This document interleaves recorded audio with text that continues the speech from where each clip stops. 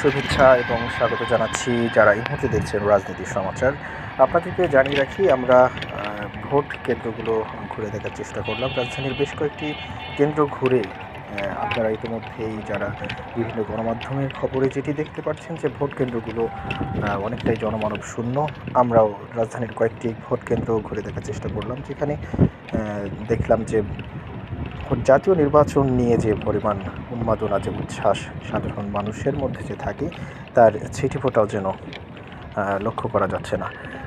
কিছু কেন্দ্রে হয়তো সাধারণ কিছু মানুষকে দেখা যাচ্ছে যারা একটি নির্দিষ্ট দলের, বিশেষ করে নৌকা প্রতীকে যারা নির্বাচন করছেন, তাদের কর্মী সমর্থকদের গলায় ঝুলতেছে তাদের সেই মার্কা, তাদের সেই প্রতীক। তবে স্বতন্ত্র যে প্রার্থী রয়েছে, সেই স্বতন্ত্র প্রার্থীদের কর্মী সমর্থকদেরও আমরা তেমন কোনো উপস্থিতি দেখিনি। আমরা রাজধানী ঢাকার চিত্র এটি।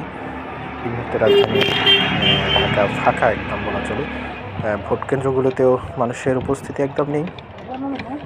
হয়তো বলা যেতে পারে যে সাধারণ মানুষ হয়তো গ্রামে ছুটিতে গেছে, অথবা কেউ ঢাকায় অবস্থান করছে। তবে যেখানেই অবস্থান করুক, ভোট কেন্দ্রগুলোতে আমরা যেটা লক্ষ্য করলাম, ভোট একদম